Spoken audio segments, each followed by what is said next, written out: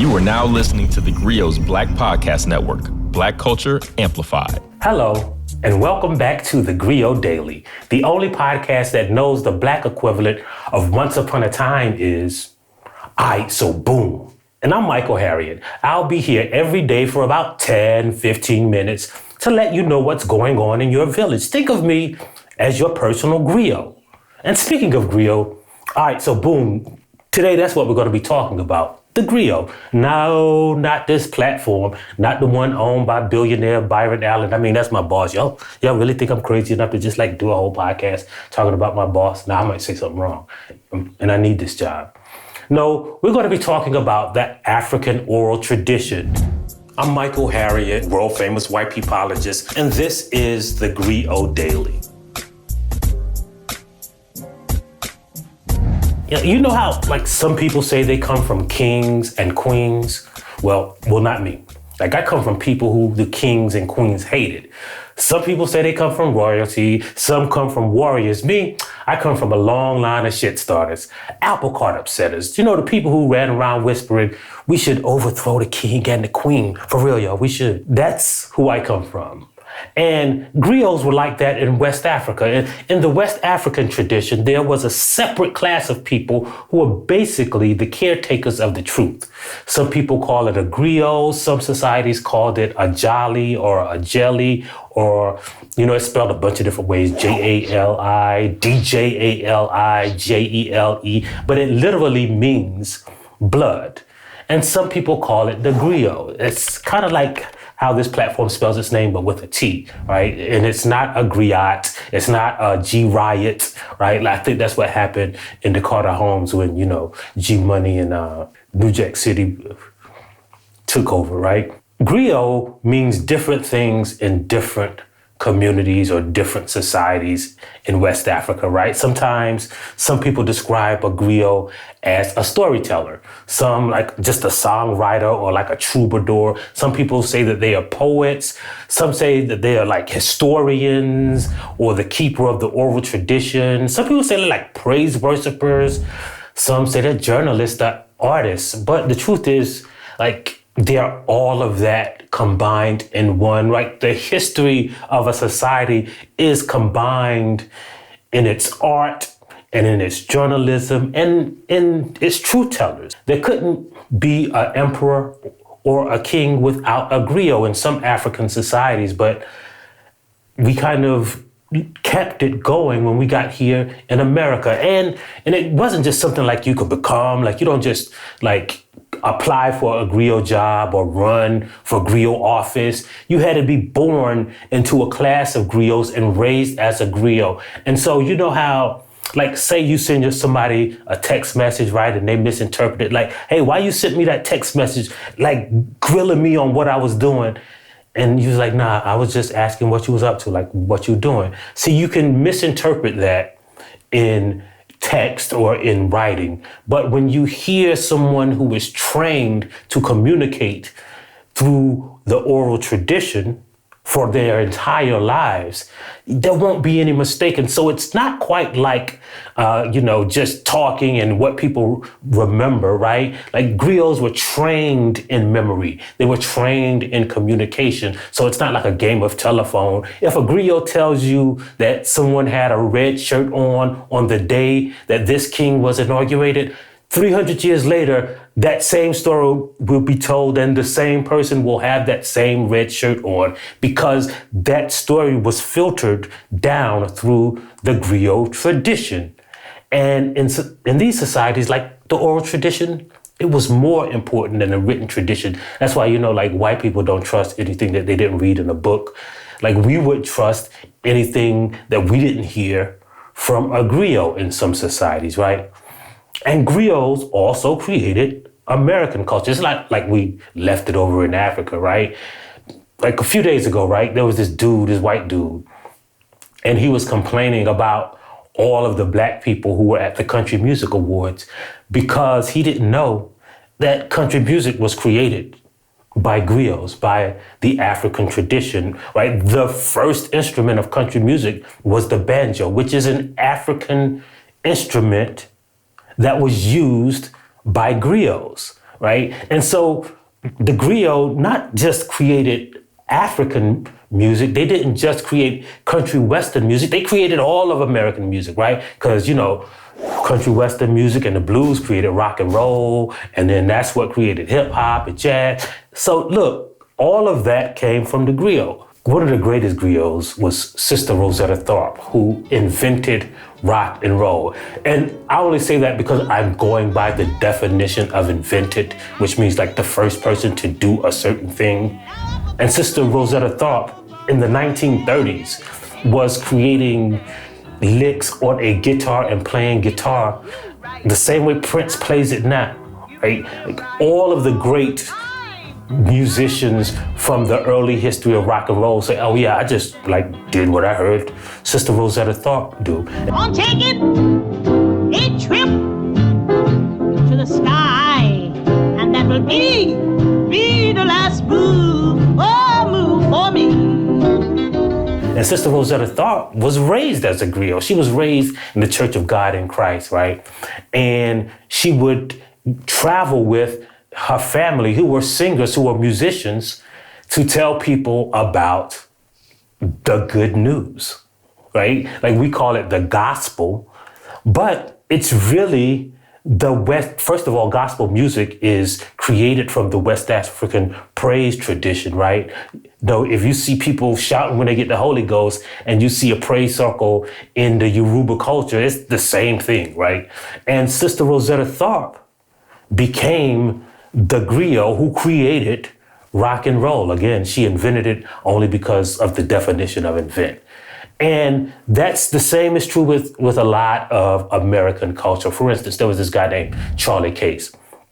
Charlie Case was born in Lockport, New York, and he was smart and he became a lawyer. And he wasn't a very good lawyer, right? He would win some cases, he would lose some, but he would just go into these long stories every time he had a court case. And after he failed to defend this guy who stole a cow, this is a true story, the judge told him, you should just get out of law, bro. And so he got a job as a traveling salesman. But he was a terrible traveling salesman also, because people loved to see him coming and they would gather around him and listen to him tell stories all day, but they wouldn't buy anything. But, as a traveling salesman, he made friends of people who were on the vaudeville circuit because he'd see them at the hotels and all that. And one of them got sick, and Charlie Case, he created this fundraiser for him, and he decided to, just try to go on stage and do some vaudeville himself. And it was a hit. And he would sing on stage and he would dance on stage, and he became one of the biggest acts in all of vaudeville. But he hated wearing blackface. Back then they had to wear blackface. And Charles, he was of mixed heritage, right? His mother was white, his father was black, but he hated wearing blackface. And so he decided to stop. And plus he was real nervous on stage. He would do this thing where he would play with a string, and every time he told a joke, he would do this because he just had this nervous twitch. And everybody started biting his style so much that every time the point of his joke would hit, they started calling it the punchline. That's right, Charlie Case invented the punchline, but not only did he invent the punchline, but he became so popular that he just stopped singing. He just stopped dancing. He just stopped all of that in his act. And he would just tell stories and talk about stuff that actually happened to him. But they didn't even have a name for what he was doing, right? So sometimes they billed him as a monologuist. And his call was, they would bill him as the man who talks about his father, because he would just tell stories about his family. And again, he had thrown away the singing part. He didn't even need a band to come on stage with him. And people started emulating that style, and it exploded on the vaudeville circuit because Charlie Case was the first man who we would call a stand-up comedian. And W.C. Fields basically stole his entire career. His first film, right, was a movie about a song that Charlie Case had written. And so Charlie Case was also a griot. He was in that African tradition of telling the truth no matter what. And one of my favorite griots was a woman who lived in Memphis, and, one day she was out of town and a white mob killed one of her best friends. And as he was dying, the man said, "Tell my people to go north." But who was going to tell those people? Well, his best friend, Ida B. Wells, would.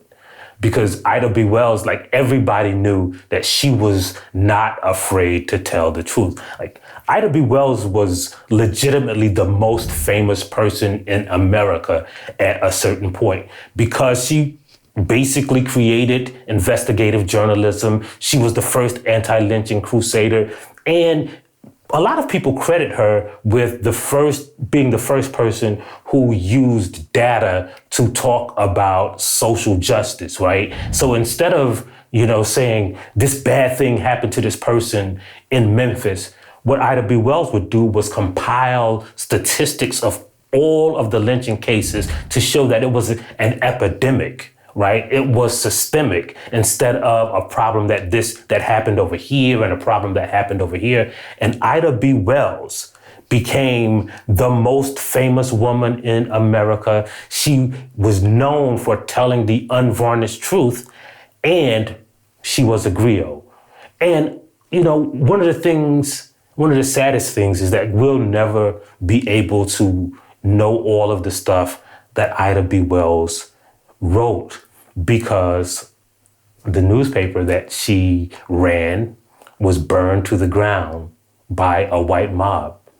And as a historian, as somebody who looks into history, you'll see that a lot when you look for newspaper articles by the Black press, which was really prevalent in the early 1900s, even the late 1800s.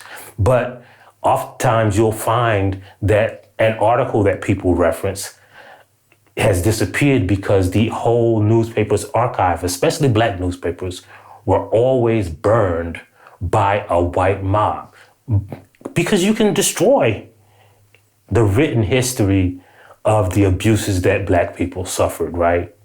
But you can't destroy the movement and the memory that we have preserved through the oral tradition. And that's why the griot is important because, as we can see with what's going on in the world, like, white people ain't that crazy about history, about passing along the truth.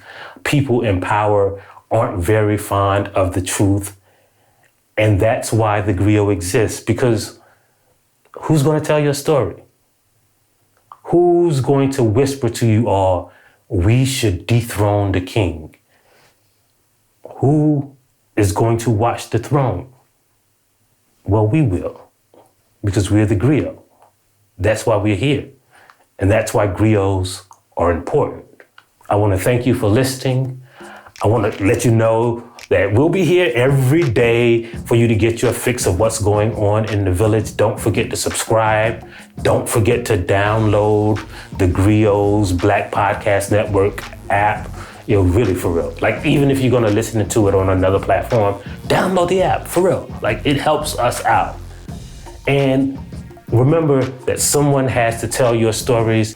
And I'll leave you, as I leave you every day, with another Black saying. And today, the only appropriate thing to leave you with is this.